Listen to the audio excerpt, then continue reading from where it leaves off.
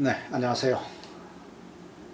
3월 25일 날 시행된 2023년도 경찰 1차 범죄학 기출문제를 여러분들하고 함께 풀어보도록 하겠습니다. 갑자기 뜬금없는 사람이 나와서 범죄학 기출문제를 해설한다고 하니까 여러분들이 다소 좀 당황스러울 수 있는데 듣고 나시면 이해가 되실 것으로 보고요. 뭐 전문가다 이렇게 먼저 인식을 하시고 믿고 강의를 한번 좀 들어봐 주시죠. 자, 보겠습니다.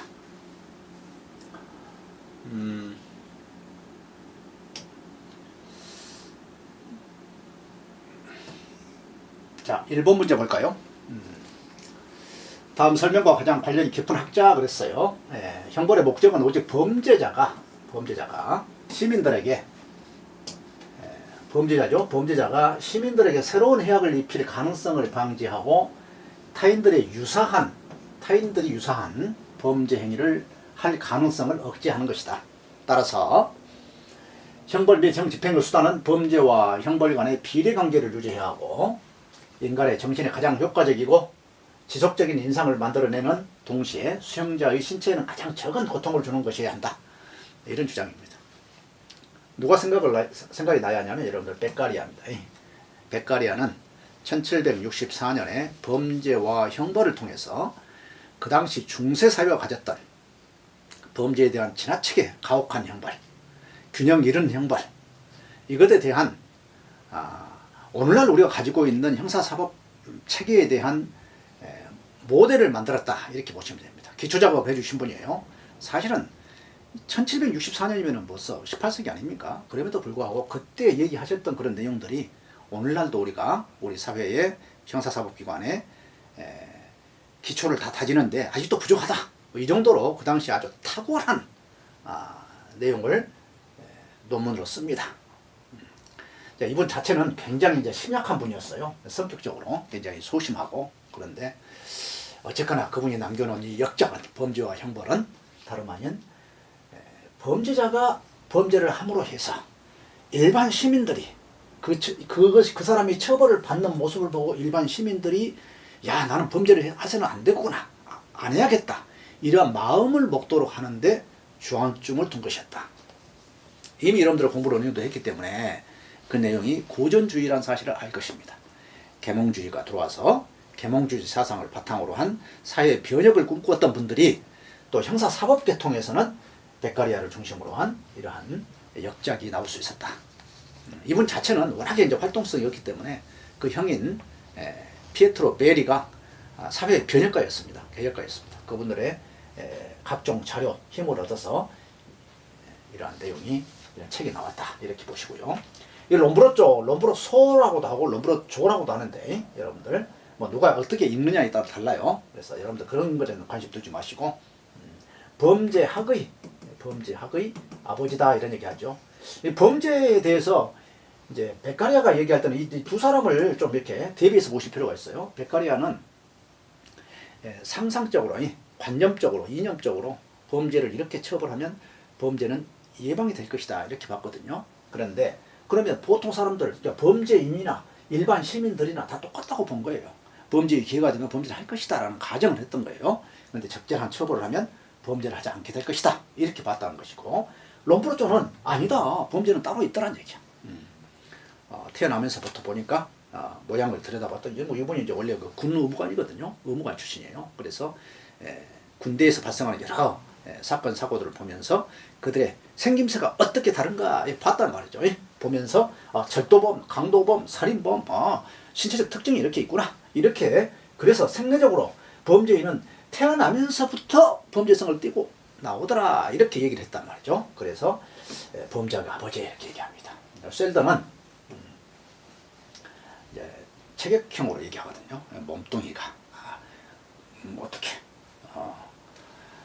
어깨가 쫙 벌어진 친구냐, 아니면 말랐느냐, 또 통통하냐. 이제 그것이 이제 크레츠머가 먼저 얘기했더니 셀던도 받아서 이제 체형에 관한 연구를 하고요. 에이커스 사회학습이라는 얘기하는데 뒤에 가서 보도록 하고요. 여기서 분명한 것은 범죄 문제이죠. 형벌의 목적, 오직 범죄자가 해악을 입힐 가능성을 방지하고 예방이죠. 범죄 예방주의입니다. 타인이 유사한 행위를 할 가능성을 억제하는 것이다. 예방주의예요. 범죄인에 대한 개선이 아니라는 거 차이점이죠. 자, 좋아요. 2번 봅니다. 답은 1번이죠. 자, 범죄학의 연구 방법이 나왔어요. 여러분들이 이제 지금 범죄학과 형사정책이 사실은 많은 부분 중첩되는데 범죄학을 출제하는 이제 경찰에서 이 부분을 상당 부분 준별을 하고 있습니다. 형사정책 분야하고 똑같이 하려고 봤더니 이게 문제가 있잖아요. 응? 뭐 형사정책인지 범죄학인지 모른단 말이죠. 그래서 범죄학의 범주를 줄이다 보니까 이제 기초적인 범죄학을 어떻게 연구하지 이 방법까지 굉장히 깊숙이 다루고 있어요. 앞으로 계속 아마 그렇게 될 것입니다. 이건 이제 범죄학은 우리가 규범하고 달리 여러분들이 형법이나 형사소송법이나 이런 규범학, 법학하고 달리 일정한 이제 사실학이라고 얘기하고요. 경험과학이라고 얘기하거든요. 과학이란 말을 왜 나오느냐면 자연과학을 우리가 공부할 때 자연을 관찰해서 비교하고 분석하고 그 결과를 얘기하잖아요. 그것처럼 우리 사회 현상, 범죄 현상에 대해서도 범죄를 연구할 때 그러한 과학성을 떼어야 한다는 얘기예요. 그러한 과학성을 떼어야 하는데 그것을 어떻게 할 것이냐 하는 얘기가 범죄의 연구 방법입니다. 자, 피해자 조사는 암수범죄를 파악하는 데 용이하다 그랬어요. 자, 암수범죄는 뭐예요? 어디서 문제가 됩니까? 여러분들 통계. 우리가 가장 많이 쓰는 것이 공식적인 통계 자료입니다. 경찰청, 검찰청 이렇게 나온 범죄의 10년 동안에 보통 우리가 이제 10년치를 이제 만들어 가지고 축약을 해서 내놓습니다. 그러면 경제범죄, 살인범죄 이런 범죄들의 추세를 알 수가 있어요. 어떤 지역의 범죄의 현상을 알 수가 있어요. 남녀 간의 어떤 변화를 알 수가 있어요.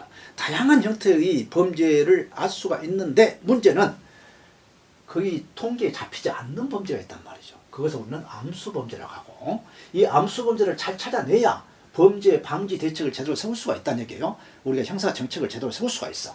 그래서 피해자 조사를 통해서 암수범죄를 찾아내야 한다는 것이에요. 유용하죠. 좋아요. 실험 연구는 실험을 한다는 얘기죠. 연구 결과의 내적 타당성을 확보하기에 유용하다 그랬어요. 실험이라고 하는 것은요, 새로운 어떤 제도를 시행하기에 앞서서 과연 이 제도가 효과가 있을까 없을까 이런 것들을 검증하기 위해서 일정한 실험을 해보는 겁니다. 그런데 이 실험이라고 하는 것이 사람을 상대로 해서 하기 때문에 쉽지가 않죠. 어쨌거나 이 실험은 반드시 사전 사후 조사를 해야 하고요. 사전 사후 검사를 해봐야 해요. 그래야 효과가 있는지를 알 수 있지 않겠어요? 그리고 검증이 가능해야 하고요. 검증. 2번, 3번 했는데 다 다르다. 결과가 다르다. 그러면 그 효과성을 인정하기가 쉽지 않죠. 그래서 이러한 기본적인 사전적인 어떤 실험 연구에 대한 이제 전제 조건들이 있습니다. 그런데 이것은 일정한 환경을 이렇게 차단시켜요. 여러분들 예를 들면 이제 우리가 심리 치료 프로그램을 이제 운영한다. 심리 치료 프로그램을 만들었어요. 이것이 아마 우리 가설을 세우죠. 먼저. 이것은 이 심리 치료 프로그램 500시간을 이수하게 되면 아마 사람에 대한 생각이 달라질 것이다. 성에 대한 개념이 달라질 것이다. 인식이 달라질 것이다. 라고 하는 가정을 세웁니다. 그 가정을 입증하는 과정이 뭐예요? 실험도 해봐야죠. 실험 이제 돌려봐야죠. 그 프로그램을 돌려봐야 해요. 이 프로그램을 돌려봤을 때 효과가 있었느냐 없었느냐를 보는 거예요. 그런데 내적 타당성은 다른 조건을 다 없애고 한 선생님이 거기에 참여하는 선생님이 이제 프로그램을 돌리고 참여한 사람들이 다른 뭐 교회를 간다거나 뭐 특별한 어떤 외부적인 어떤 영향을 미칠 수 있는 것을 최대한 차단하고 이렇게 교육을 받고 나서 그 효과를 보는 거예요. 그렇기 때문에 내부적으로 타당성을 확보하기에는 굉장히 유용합니다. 하지만 사람이 한정돼 있잖아요. 많은 사람이 아니야. 일반적인 사람들이 아니야. 그러다 보니까 자칫하면 외적 타당도는 모든 사람에게 일반화해서 하기에는 쉽지는 않다. 이런 얘기를 합니다. 이런 부분들을 여러분들이 이제 시험 문제에 이렇게 나왔기 때문에 이렇게 하나만 가지고 설명하는데 시간이 너무 많이 걸리니까 사례 연구는 뭐예요? 어떠한 사람에 대해서 어떤 사람에서 어떤 사례에 대해서 보는 것이죠. 뭐 특정한 범죄자의 생애를 연구하기에 유용하다. 좋아요. 참여적 관찰도 그래요. 직접 들어가는 것이죠. 내가 갱 집단에 들어가는 겁니다. 조폭이 들어가는 거예요. 또는 수용자들이 있는데 그 방에 한번 들어가 보는 겁니다. 직접 들어가 보는 거예요. 참여하는 거예요. 그런데 여러분들이 모든 갱단 다 들어가 볼 수 있습니까? 안 되잖아요. 그래서 대단히 연구의 어떠한 그 영역이 좁을 수밖에 없어요. 그래서 참여자가, 연구자가 자기의 주관이 개입될 가능성이 높다는 거야. 낮은 것이 아니라. 높다. 평소에 갱 이놈들은 나쁜 놈들이야. 조폭들이 나쁜 놈들이야. 마약한 놈들 나쁜 놈들이야. 그리고 거기 들어갔어. 그러면은 아이고 저것들 쓰레기들 이렇게 생각한단 말이죠. 그렇게 되면 그 사람들이 갖고 있는 범죄성에 대한 충분한 연구가 어려워진다. 이런 얘기예요. 그래서 주관이 개입될 가능성이 높다. 이렇게 봅니다. 자, 3번.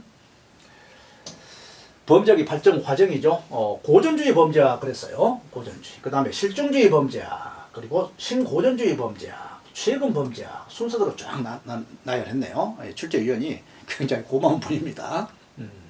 자, 고전주의는 아까 봤던 우리가 베카리아를 중심으로 한 형벌 개혁 운동가들을 얘기해요. 그분들은 범죄 원인에 대해서 관심을 두기보다는 범죄자에 대한 처벌을 어떻게 할 것이냐, 비례성의 원칙에 의해서 균형 있는 처벌을 하자. 그러면 범죄는 줄어들 것이다. 우리 인간은 기본적으로 행복을 추구하는, 쾌락을 추구하는 것은 매우 크지만, 그걸 추구하지만 고통은 최소화하려고 하는 기본적인 우리 인간 양식을 가지고 있다. 그래서 그에 맞는 처벌만 해주면 된다. 오늘날 우리가 법조인들이 판사나 검사나 어디 가든지 다 이렇게 뭐예요? 변호사나 뭘 달고 있어요? 배지를 달고 있는데 그 배지의 모형이 뭐다? 저울이에요. 우리가 얘기하는 정의라고 하는 것은 결국은 실체적 정의보다는 평균적 정의 뭐예요? 이렇게 균형적 정의다. 이렇게 이해하시면 돼. 우리 법이 지향하는 바는 이 고전주의의 범죄학은 바로 범죄 원인보다는 범죄자에 대한 처벌의 방식, 그러니까 형사사법 개혁에 목표를 두고 있었다. 그러다가 그렇게 해서 과연 범죄 문제가 해결됐느냐 했으면 좋았는데 안 되더란 얘기예요. 그리고 자세히 들여다봤더니 아이고 이 실종이는 뭐예요? 실제로 증명했다는 얘기야. 관찰하고 비교하고 분석하고 해서 결론을 냈어. 범죄인은 따로 있네. 무슨 범죄 형법을 잘 만들어 놓으면, 균형 있는 처벌을 만들어 놓으면 범죄를 하는 것이 아니라 결국은 범죄를 하는 사람들이 따로 있다는 얘기야. 실증주의죠. 그래서 가장 먼저 이 문을 연 사람이 누구라고? 아까 봤던 럼브로쪼.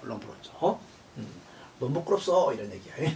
인간의 자유의지를 강조한 고전학파를 비판하고, 여기는 뭐예요? 자유의지를 강조했단 말이죠. 고전주의에서는 본인이 하고 안 하고로 선택했다. 그 결과에 따라 책임을 물으면 된다. 이것이 고전주의라면, 비판하면서 범죄자는 여러 요인에 의해서 형성된다는 비결정론적, 들었네. 결정론적, 생물학적, 심리학적, 사회학적 또는 발전론적 어찌됐든 어떠한 요인에 의해서 범죄를 할 수밖에 없더라. 이런 얘기예요. 그래서 결정론적 시각으로 바라봤다. 실종주의는. 또 세월이 흘러서 보니까 그러면 실종주의가 나오면서 마치 범죄 문제는 해결할 것처럼 보였어. 그런데 실제로 범죄가 줄어들었느냐? 아니더라는 거예요. 이게 만만치 않아. 결국은 또 범죄를 하고 균형 교화시키고 치료하고 했는데 결국은 계속해서 범죄 문제는 오히려 포악해가지고 문제는 더 커지더라. 돈만 들더라. 그래서 나온 것이 뭐예요? 신고전주의 범죄. 야 물러서라. 마틴스의 Nothing works. 너네들이 한 일이 하나도 없다. 신고전주의. 다시 고전주의적 사상이 드러났다 이 말이죠. 실증주의 범죄학 및 관련 정책의 효과에 대한 비판적 시각으로. 자, 그래 우리는 이것을 신응보주의다 이렇게 얘기를 합니다. 최근 범죄학에서는 여러 이론들을 통합해서 종합적으로 설명하는 새로운 경향이 등장했다. 당연하죠. 통합적인 방법. 단순히 어느 고전주의다 또는 실종주의다 이렇게 보지 않고 아이가 기질적으로 문제가 있어도 성장하면서 일정한 환경이 좋으면 범죄를 할 수도 있고, 환경이 아무리 좋아도 소질이 문제가 있으면 문제 있고, 또 살다가 어떤 극한 스트레스 상황이 되면 범죄를 하게 되기도 하더라. 이렇게 종합적으로 다양한 형태의 범죄 원인에 대한 해석이 이루어지고 있다. 이렇게. 자, 생물학적 범죄의 원인론이 나옵니다. 롬브로죠. 이게 롬브로 보통 사람들은 좋아하고 있는데 이분은 아마 미국에서 공부하셨을 거예요. 왜냐하면 지금 범죄학을 전공하시고 출제를 담당하고 계신 분들이 대부분 어디에서 공부하고 있다? 미국에서 공부하신 분들이 대부분입니다. 예전 우리 형사 정책은 누가 어디서 했어요? 주로 독일에서. 그래서 주어라고 왜 이거 수건데 이렇게 또 범죄인은 일반인에 비해서 얼굴이나 두개골 등 신체 전반에 걸쳐 생물학적 열등성이 존재한다는 생리적 범죄인론을 주장했다. 좋아요. 롬브로쪼. 롬브로쪼. 여러분들 이 롬브로쪼가 나오면 누구까지 생각하냐면 페리, 가로팔로 알고 계시죠? 카페로 가면 범죄인이 많다. 그래서 범죄 인류학파라고 얘기합니다. 자, 그렇지 뭐. 인간의 체형을 크게 세장형, 뺏싹 마른 사람, 근육형, 우람한 사람, 비만형, 통통한 사람 나눠가지고 각각의 신체 특징별 성격과 범죄 유형을 연구했다. 그래서 아까 봤던 셀던이 여기서 이제 더 연구를 좀 깊이 하고요. 굴육부부도 여러분들 굴육부부도 이제 앞으로 또 분명히 나올 거예요. 이번엔 안 나왔지만 굴육부부도 체형 가지고 범죄성하고의 관계성을 설명을 합니다. 자, 그 다음 덕데일이 나와요. 덕데일. 범죄에 대한 유전성을 밝히기 위해서 지역구 가문에 대한 가문이죠. 가계도 연구를 실시했다. 여러분들 여기 생물학적 범죄 원인론이니까 우선 여러분들 생물학적 유전을 먼저 봤을 것이고 신체적 특징부터 볼까요? 신체적 특징을 처음에는 봤고요. 두 번째로 유전하는가 봤어요. 그래서 또 가계도를 또 보기도 합니다. 가계 연구라고 그래요. 그리고 입양아 연구를 합니다. 입양아. 유전성을 보기 위해서 쌍생아, 가계도, 입양아 이렇게 연구를 합니다. 그 내용들을 한꺼번에 정리가 되어 있어야 이런 문제가 나왔을 때 걱정 없다 이 말이죠.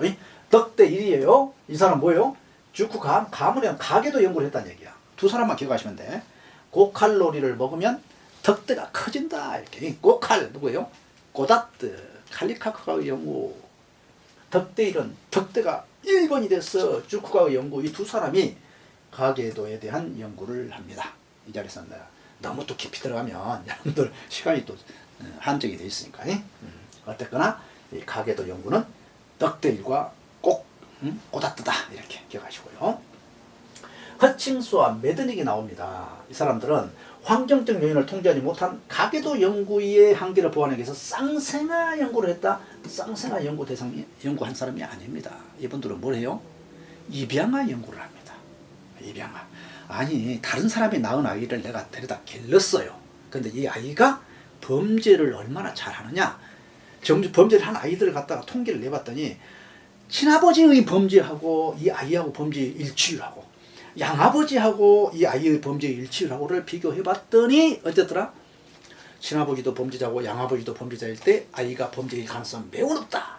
그 다음에 두 번째는 친아버지가 범죄자일 때 이 아이의 범죄 일치율이 그 다음에 높더라. 그 다음에 양아버지와 이 아들의 범죄율이 높더라. 이렇게 보면 먼저 뭐예요? 생물학적인 원인이 더 크다는 얘기야. 이러한 연구 결과들이 나옵니다. 허칭스와 메드닉. 이 사람들 이름을요, 우리 범죄학에서는 반드시 기억해야 하는데 너무 어렵게 생각하지 마세요. 이 뭐예요? 저 뭐라고 그랬어? 이 쌍생아 연구가 아니고 허칭스와 메드닉은 입양아 연구라고 하죠. 술 친구를 끌어안고 클로우, 술진 거 클로우 끌어안고 매드니까 호칭을 부르면서 끌어안고 호칭을 부르면서 매를 들었어. 입양아 이놈이 말을 안 들으니까 이렇게 암기를 해버려 한꺼번에. 아까 고칼로리 덕데이 그렇죠? 너 카페로 가면 범죄 인류가 많아. 범죄 인류학파. 오케이. 자, 제가 30분 단위로 그렇네요. 30분 단위로 강의를 끊어야 하기 때문에 이 영상 때문에요. 이해를 하고 들어주세요. 자, 이제 아까 뭐예요? 생물학적인 얘기가 나왔어. 이제 심리학적이 나왔어. 심리학. 문제 구성을 잘했어요. 20문제밖에 출제를 못하는데 어떻게 하면은 다 물어볼까 고민한 거예요. 프로이드가 나왔어요. 프로이드, 스키너, 콜버그, 아이젠크. 좋아요. 프로이드는 뭐예요? 여러분 잘 아다시피 중심 분석하기. 성격이 언제 형성된다? 현재보다도 초기 아동기의 경험이 쌓여가지고 그 밑에 우리 인간의 마음속에 깊숙이 자리 잡고 있어서 무의식 가운데 그것이 역동한다. 그래서 역동한다. 안에서 나는 인식하지 못하지만 내가 지금 매우 합리적이고 이성적으로 판단하고 행동하고 있다고 하지만 그 내용은 뭐다? 뭐 때문에 어디서 결정된다? 유년기에 그때 형성된 인식 구조와 내가 지금 의식하지 못하는 그런 구조와 기능에 의해서 지금 발현되고 있을 뿐이다 이렇게 봤어요. 매우 아주 결정론적이에요. 아동기의 경험을 지나치게 강조한다고 비판을 받는다. 그렇지만 아니 너무 그때 다 책임을 다 돌려버리면 어떡하는 얘기냐 이런 얘기죠. 좋아요. 깊숙이 안 들어갑니다. 자, 스키너. 자, 지금 어떤 시대예요? 과거 시대란 말이에요. 이렇게 프로이드가 물론 최초로 우리 인간에 대한 성격의 구조를 얘기하고 의식과 무의식의 상태를 밝혀내고 인간 성적 욕동에 대한 우리 모든 인간의 행동은 거기서 결정된다. 에너지에서 결정된다. 리비도에서 결정된다. 이렇게 얘기를 했지만 보여줄 수 있니? 이렇게 물어봤어. 지금 과학주의 시대에 살고 있어 우리는 보지 않으면 만지지 않으면 그것이 입증되지 않으면 어떤 것도 믿을 수 없다고 하는 것이 과학주의의 한 단면입니다. 그래서 물어본 거예요. 그랬더니 아니 내가 생각해보니까 그동안에 계속 연구해보고 해보니까 그건 맞아. 대부분 맞다고 생각을 해. 그런데 드러내지를 못하는 거예요. 그에 대해서 반대하고 나온 것이 바로 행동주의 심리학자들입니다. 그중에 이제 스키너는 행동이론이죠. 행동은 뭐냐? 배운다고 보는 거예요. 외적 자극의 영향보다는 인지, 심리, 내적 요인이다? No! 외적 자극에 의해서 배가 고프면 배고프잖아요. 그런데 어느 날 탁 건드렸더니 먹는 거 쑥 짜르르 나왔어. 한번 먹었어. 그리고 또 잊어먹었어. 그랬는데 또 어쩌다가 한번 탁 눌렀더니 또 먹는 거 쫙 나왔어. 외적 자극에 의해서 영향을 받아서 그것을 계속 누르게 되더란 얘기야. 배고픈 생쥐가 이런 훈련을 통해서 그런 과정을 통해서 우리는 배운다. 동물은 배운다. 이렇게 봤어요. 그리고 그것은 관찰 가능한 것 아니냐. 그러면 이 행동을 바꿀 수 있다. 이게 바꿀 수 있다. 어떻게? 그렇게 자극을 긍정적인 자극을 주든지 부정적인 자극을 주든지 해서 바꿀 수가 있다. 행동주의입니다. 학습이론이에요. 콜버그가 나옵니다. 콜라와 햄버거를 먹는 사람이야. 콜라, 햄버거. 도덕 발달 이론을 얘기하는데요. 1단계부터 6단계까지 발달을 한다. 자, 일단은 이분이 틀렸죠. 가장 옳지 않는 거 그랬죠. 여러분들 답 칠 때 어떻게 치라고? 이렇게 치라고 그랬으니 그리고 맞는 것은 동그라미 X. 그러면 이제 이거 봅시다. 3번이에요. 콜버그. 도덕적인 판단에 대한 역량이 계속 높아진다고 봤어요. 처음에 우리가 아주 낮은 단계의 사람들은 처벌을 받아? 큰일 났네? 이거 하면 안 되겠네? 하고 그 처벌을 피하기 위해서 규범을 지킨다고 봤어. 범죄를 하지 않는다고 봤어. 그런데 점차적으로 올라갈수록 5단계, 6단계 가면 어느 수준이 되냐면 해탈의 단계에 들어요. 내면화된 단계에 들어요. 2단계, 3단계 가면 남을 배려하고 그런 단계에서 이제 좀 더 발달하면 정의가 무엇이고 평등이 무엇이고 이런 데까지 이제 도덕 의식이 발달을 합니다. 그렇게 발달을 해서 범죄를 안 하게 되는데 안 하는 요인들을 얘기하는 거야 사실은 처음부터. 그런데 1단계, 2단계 이 아이들은 어떻게 보면은 미숙한 수준에서의 통제다 이 말이야. 그러다 보니까 실제로 전체적으로 봤더니 1단계, 2단계 아이들이 범죄를 많이 하더라. 도덕 발달이 안 돼가지고 이렇게 얘기를 합니다. 그런데 막상 5단계, 6단계는 사실은 그렇게 가기도 쉽지 않고 왜냐하면 해탈의 경지라니까. 예수 그리스도나 석가모니 수준에 가야 겨우 그 정도 우리가 도덕 수준에 올라가. 대부분이 안 되잖아요. 그리고 설사 높다 할지라도 판단은 잘한다 할지라도 알기는 알아. 그런데 행위 간에 불일치가 있더란 얘기야. 불일치가. 그래서 콜버그의 도덕 발달 이론은 그래서 비판을 받습니다. 아니 판단하고 알기는 아는데 행위하고 아는데 아니 그렇게 도덕적인 판단이 높은 사람들 뭐 하버드 대학 나오고 뭐 스탠포드 대학 나오고 한다 할지라도 알고는 있지만 범죄하는 거 봤잖아 이런 얘기예요. 오히려 범죄는 크죠. 자, 아이젠크가 나옵니다. 아이젠크. 아이가 뭐예요? 눈이죠. 눈이 쨍크 커졌다는 얘기야. 자극을 받았다는 얘기야. 이거 중요한 얘기입니다. 이분은요 자율신경에 대한 연구를 좀 하셨어요. 이게 우리 성격에 대해서 내향적이냐 외향적이냐를 구분할 때 어떻게 고민하셨냐면, 내향적인 사람은 어떤 밖에서 자극이 오잖아요. 공격이 오잖아요. 그러면 굉장히 크게 받아들입니다. 크게 받아들이고 그래서 오랫동안 갖고 있어요. 불안해서 잠 못 자. 외향적인 사람은 자극이 와도 별로 그렇게 뭐 크게 뭐 놀라질 않아. 받기는 받는데 그것이 별로야. 그리고 오랫동안 갖고 있잖아. 금방 잊어먹어. 그래서 그냥 충동적이야. 통제가 잘 안 돼. 이렇게 내향성과 외향성으로 먼저 나누고요. 그 다음에 안정적이냐 불안정적이냐를 봤어요. 그래서 불안정적이면서 외향적인 사람들, 이걸 이제 우리는 신경증으로 이제 해석을 했거든요. 그러니까 신경증이 있는 사람들은 늘 불안하고 불안정하니까 범죄를 충동적으로 한다고 봤어. 그렇게 얘기를 했단 말이죠. 성격 이론이. 그래서 극단적인 범죄 행동을 파악하는 데는 유용하지만 어때요? 그렇지 않는 범죄자의 범행 원인 파악은 어려운 것으로 평가한다. 그럴 수밖에 없잖아. 안정적이면서 어떤 범죄를 아주 계획적으로 차분하게 연구하면서 하더란 얘기야. 그러면 성격하고 이것하고 다를 수가 있죠. 범죄 문제를 평가를 할 때. 이 사람은 아이젠크입니다. 여러분들도 한번 가만히 생각해봐. 본인이 나는 어떤 사람인지, 내향적인가 외향적인가. 외향적인 사람은요, 내향적인 사람은 조금만 자극이 와도 손에서 땀이 나고요, 눈이 커지고요, 동공이 커집니다. 그리고 뭐 심장이 막 벌렁거리고요. 근데 외향적인 사람은 뭐 그런가 보다. 이렇게 성격 이론이 심리학적 범죄 이론에서 쫙 설명을 해놨어요. 문제 구성을 아주 고민해서 했더라고요. 시간이 애매하기 때문에 좀 쉬었다가 계속 보겠습니다.